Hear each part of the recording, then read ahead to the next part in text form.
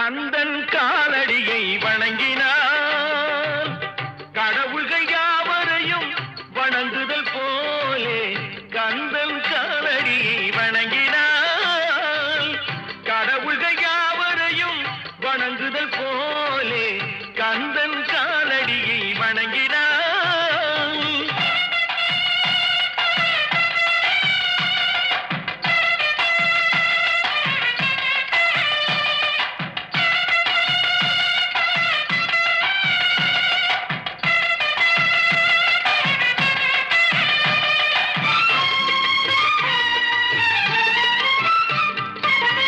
தந்தை பரமனுக்கு சிவகுருநாதன், தாயார் பார்வதியின் சக்திதானே வேலன், சிவசக்திதானே வேலன்.